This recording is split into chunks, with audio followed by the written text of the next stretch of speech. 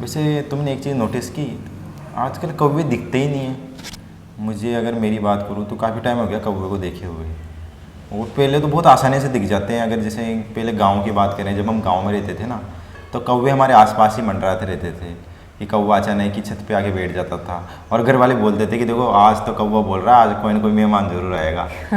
तो इस तरह का सीन था। और उधर से मम्मी है रोटी बनाती रहती थी और अचानक ही कौवा आया और रोटी लेके भाग जाता था। मतलब अभी थोड़े दिनों पहले मैं मम्मी से बात कर रहा था कि कौवे दिखते नहीं है ना आजकल।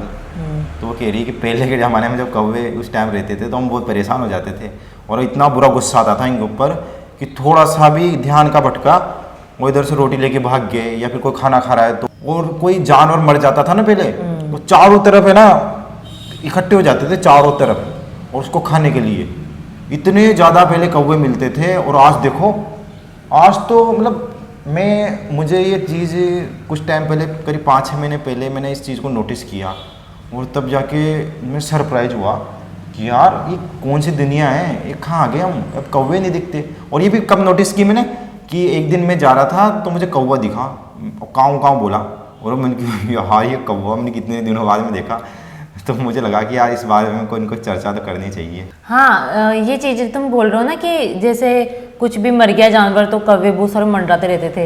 ये चीज़ मैंने खुद ने भी देखी अपनी आंखों से कि ना बहुत सारे कौवे इकट्ठे हो जाते थे, उसको खाने लग जाते थे। और रही बात उसकी ना बचपन की, तो बचपन में मेरे साथ भी ऐसा होता था कि क्या है, जैसे मैं स्कूल से आती थी ना लंच में खाना खाने के लिए, तो उस टाइम पे जैसे मैं रोटी खा रही हूँ, अब थोड़ा सा उठ के क्या चली गई, मेरी रोटी गायब हो जाती थी, कौवा लेके चला जाता था। और फिर है ना कभी तो मेरे को गुस्सा आता था। मैंने कहा यार ये कौवा है ना बड़ा शरारती है यार, ये ऐसे थोड़ा ना होता है, रोटी ले गया। मेरे को बहुत गुस्सा आता था। लेकिन है ना फिर और है ना दिन भर मतलब काँव काँव करता रहता था, तो मैं ना पढ़ाई करती थी ना तो मैं डिस्टर्ब होती थी। मैंने कहा यार ये बंद क्यों नहीं होता, काँव काँव लगा रहता है। ये बिल्कुल सही बात है। पहले के ज़माने के जो लोग रहते थे तो कौवे से बहुत परेशान रहते थे। पहले के ज़मानों से किसी से बात करो, जैसे कि मैं अभी दादी से बात कर रहा था तो वो बता रही थी कि भाई पहले हम इतने परेशान हो जाते थे, दिन भर छत पे बैठे रहते थे। हमारा कच्चा घर था पहले गांव में, तो उसके ऊपर बैठे रहते थे। कोई नीम का पेड़ भी था तो उसके ऊपर बैठ गए और ऊपर से देख रहे हैं। अपने को ऐसा लगता है कि यार कौवा है ही नहीं आसपास। और जैसे कि रोटी खत्म हो गई, कोई अंदर रोटी बना रहा है तो वहाँ पे जाके जैसे लेके आएगा, पता लगा कि रोटी के जो टुकड़े वगैरह है वो सब गायब। इस तरह की सिचुएशन थी। वहीं कोई चूहा जा रहा है। हाँ। अभी पहले क्या होता था कि जैसे कोई चूहा आसपास घूमते रहते थे ना, चूहे के बच्चे, तो कौवे ऊपर से देख लेते थे ना, उसको उठा के भाग लेते थे। हाँ। मतलब इस तरह की इनकी प्रवृत्ति रहती है। हाँ, तो वही यार मेरे को भी लगता है कि यार एक टाइम था कि जब अपन सोचते थे कि यार खाएं, काँव काँव करता रहता है सारे दिन। और अब जब मैं सोचती हूँ कि यार वो आवाज़ क्यों नहीं आती, मतलब एक रहता ना कि यार इच्छा से होने लग गई अब कि यार चलो कोई बात नहीं, शरारती थे, लेकिन यार कहाँ गए वो कौवा, एक भी कौवा नहीं दिखता। ये उसी तरह से तो है ना, जैसे कि छोटे बच्चे हैं। हाँ। अभी शरारत करते हैं तो अपने को गुस्सा आता है कि यार ये क्या है, सारे दिन पर शरारत कर रहा है। माँ बाप इतनी गालियाँ निकालते हैं उनको। लेकिन वही बच्चा अगर मान लो उसको पढ़ने के लिए बाहर भेज दिया जाए और उनसे दूर हो जाए तो उनकी याद आने लग जाती है। उन पर उसके पास कॉल करेंगे वो, और उसकी रहता है ना कि उसको याद करेंगे। तो वही हालत है कौवे की। लेकिन अगर एक्चुअल में मैं बात करूं तो कोई भी याद नहीं करता कौवे को तो। लेकिन कौवे की वजह से कितनी सारी प्रॉब्लम्स का हमको फेस करना पड़ रहा है आज। वो एक तरह से देखें तो लोगों को दिख नहीं रही होगी, लेकिन एक्चुअल में बहुत सारी प्रॉब्लम्स आ रही है आज। जैसे कि अगर मैं कुछ प्रॉब्लम्स की बात करूं तो पहले क्या होता था कि जो भी कोई जानवर मर जाता था, तो जैसे कि गिद्ध हो गए, कौवे हो गए, या फिर कई कुछ ऐसे इस तरह के जीव थे जो मरे हुए जानवरों को खाते थे। लेकिन आज न तो गिद्ध है, गिद्ध तो एक तरह से पूरी तरह विलुप्त हो गया। हाँ। कौवे तो फिर भी थोड़े बहुत दिख जाते हैं, लेकिन गिद्ध तो पूरी तरह विलुप्त हो गया। और कौवे हैं तो धीरे धीरे वो भी कम कम होते जा रहे हैं। तो इस वजह से क्या है कि वो जो लाशें हैं आज अगर गाँव में देखें तो इतनी ज़्यादा सड़ने लग जाती है। और गंदगी की बात करूँ तो जैसे कि अपने घर में खाना बनाया और उसकी गंदगी ये बाहर फेंका तो कौवे उसी का तो इंतजार करते थे। हाँ। तो उसको पूरा चट कर जाते थे। और इधर से कोई खेतों में टिड्डियाँ वगैरह होती थी तो उसको खा रहे हैं, या फिर कोई कीड़े मकोड़े। आज अपन देखते हैं ना कि इतने सारी टिड्डियों का आक्रमण होता है फसलों पे। तो ये कौवों का, चिड़ियाओं का, इनका तो भोजन है ये। लेकिन कौवे है ही नहीं, तो इस कौवे नहीं है, गोरैया नहीं है, चिड़ियाएँ कम हो गई, बहुत सारे पक्षी कम हो गए। इस वजह से कीट पतंगे, कीड़े मकोड़े, या फिर जो फसलों को नष्ट करते हैं या जो हमें हानि पहुँचाते हैं, तो ये दिन ब दिन बढ़ते जा रहे हैं और इसका नुकसान हम भुगत ही रहे हैं। वैसे यार मैं सोचती हूँ कि यार मतलब क्यों चले गए ये अपने से दूर इतना। काश कि अभी भी ऐसा होना कि यार ये कवि अपने को दिखे वापस से, इनकी आवाज़ अपन सुने। नहीं, एक तो ये होता है कि अपनी इच्छा होती है, अपने को अच्छा लगता है, लेकिन ठीक है ये बात भी कि ठीक है अगर अपने को अच्छा लगता है, किसी को याद आती है तो, लेकिन सिर्फ इतनी सी बात थोड़ी है, अपने को प्रॉब्लम भी तो उठानी पड़ रही है जैसा कि मैंने बताया है। तो फ्यूचर अगर अपने को लगे कि इंसान अगर ये सोच ले कि मैं इस धरती से जितने भी पशु पक्षी हैं या फिर जितनी प्रजातियां हैं सबको नष्ट कर दूं और मैं अकेला ही रहूं, क्योंकि इंसान तो जिस तरह से धरती को बना रहा है, जिस तरह से आविष्कार हो रहे हैं और विज्ञान जिस तरह से तरक्की कर रहा है, प्रकृति का जिस तरह से हम बहुत ही बुरी तरह से इस्तेमाल कर रहे हैं उसको और विनाश करते जा रहे हैं प्रकृति को, और कुछ भी हम कोई सा भी प्राकृतिक संसाधन आज अछूता नहीं है इंसान से जिसका जिसका मतलब हम नुकसान नहीं कर रहे हों। मतलब इतना ज़्यादा प्रॉब्लम हो रही है आज हमको। वैसे कई सारी चीज़ें हैं जो कभी अपने को दिखते नहीं है।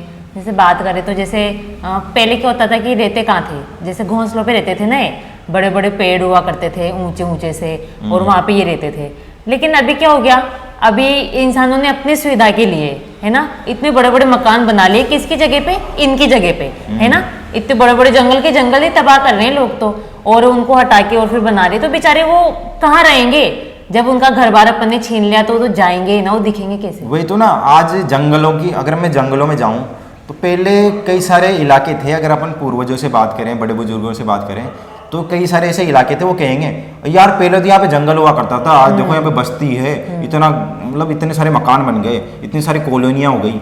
तो ये किसने किया है, ये इंसानों ने तो किया है ना। वहाँ पे जितने भी पेड़ पौधे थे, पहाड़ थे, सब नष्ट कर दिए।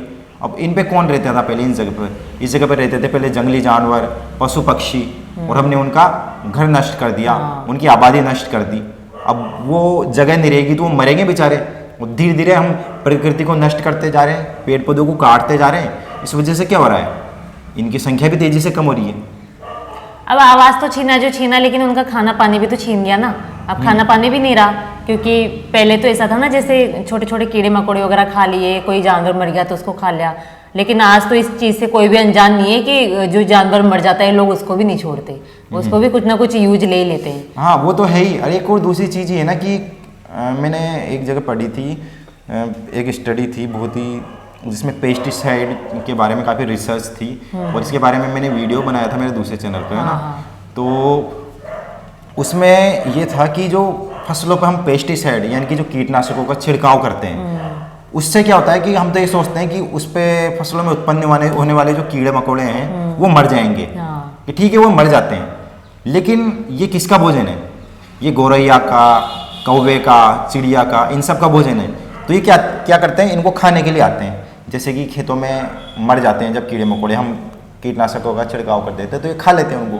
अब खाने के बाद में क्या होता है, ये बीमार पड़ जाते हैं, क्योंकि जो कीटनाशक है इनके शरीर में भी चला जाता है, तो कई बार ये मर जाते हैं क्योंकि जहरीला रहता है वो, और अगर वो मरते नहीं है तो गंभीर बीमारी हो जाती है, इनकी प्रजनन क्षमता है वो कम हो जाती है। तो इतने सारे साइड इफेक्ट हैं उसके, और ये पेस्टिसाइड तो बहुत बड़ा कारण है इसका, अगर मैं बात करूँ तो। हाँ तो यही है यार कि आजकल मतलब लोग तो क्या चाहते हैं कि यार नहीं देखो है ना, हमारी फसलें कीड़े नहीं खाने चाहिए उनको, है ना, छोटे छोटे कीड़े नहीं लगने चाहिए।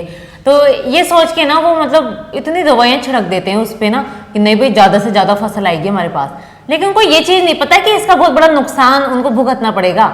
अभी अगर उसको थोड़ा बहुत ज़्यादा फसल मिल भी रही है तो फ्यूचर में वो जो ज़मीन है ना उसकी गुणवत्ता ही वो खत्म कर रहे हैं। तो फिर तो अरे उससे सिर्फ कीड़े मकोड़ों को ही थोड़ा नुकसान है, या फिर कौवों को ही थोड़ा नुकसान है, उससे अपने को भी तो नुकसान है। हाँ। अगर वो कीटनाशकों का छिड़काव हो रहा है तो उससे जो फसल हो रही है, पैदावार हो रही है, तो वो उसमें भी उसका असर रहता है, वो भी जहरीली फसल है, वो जहर एक तरह से। गवर्नमेंट को भी इसके बारे में थोड़ा स्ट्रिक्ट कदम उठाना चाहिए और इस पर थोड़ी कंट्रोल करना चाहिए, क्योंकि इससे इंसानों का भी नुकसान है, कीड़े मकोड़े भी मर रहे हैं, और इधर से कौवे वगैरह है या फिर जो पशु पक्षी हैं उनका भी नुकसान है, तो काफ़ी नुकसान है। और इसके अलावा है ना सबसे बड़ा रीजन, और मैं बात करूँ ना तो इसका जैसे मोबाइल टावर है ना, जगह जगह लोगों ने मोबाइल टावर लगा रखे हैं।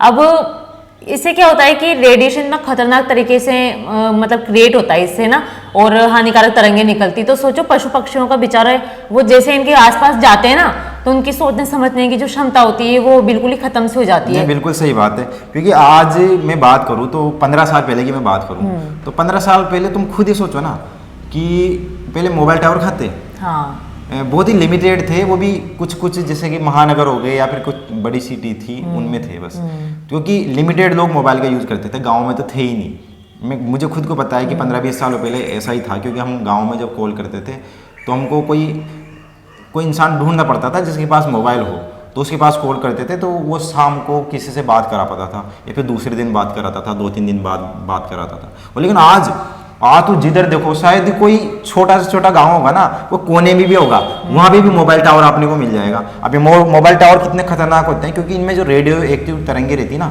वो निकलती इससे, विद्युत चुंबकीय तरंगे हैं जो वो क्या करती है कि जो पशु पक्षी है उनके जो दिमाग पे डायरेक्ट असर करती है। जैसे कि कोई पक्षी है अपने घोंसले से निकला, अब दाना पाने के लिए निकला मान लो, या फिर वो अपने घोंसले में जाना चाह रहा है, तो ये क्या करती है उस पर धीरे धीरे धीरे धीरे जो रेडिएशन इनके जो दिमाग को कम कर देती है, इनके जो यादाश्त को कम कर देती है। इस वजह से क्या होता है ये भूल जाते हैं अपना रास्ता ही कि अपने को जाना कहाँ है। जैसे कई बार ये घोंसले में जाना चाहते हैं तो इनको याद ही नहीं आता, क्योंकि इनकी मेमोरी तो वैसे ही वीक हो गई इस वजह से।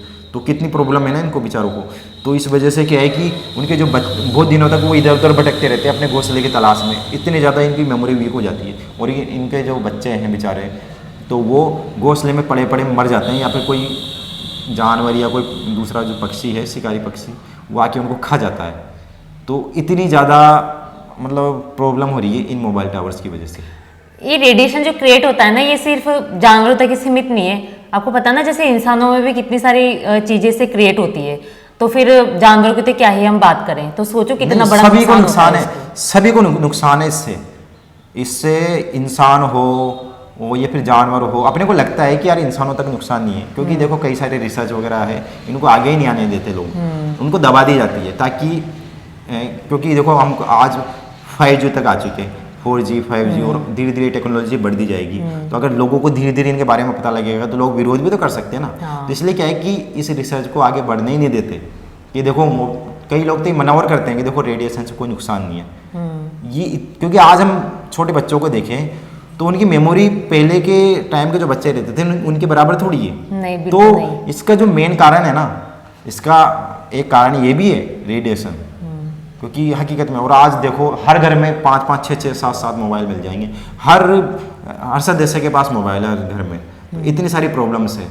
इसके एक रीजन में बात करो तो एक पोल्यूशन भी है ना, कि अभी जैसे अपन देखें तो जगह जगह फैक्ट्रियां और बड़े बड़े कारखाने बनाए हुए हैं ना, और जैसे उनमें काम होता है और उससे निकलने वाला जो धुआं होता है ना उससे कितना प्रदूषण होता है ना।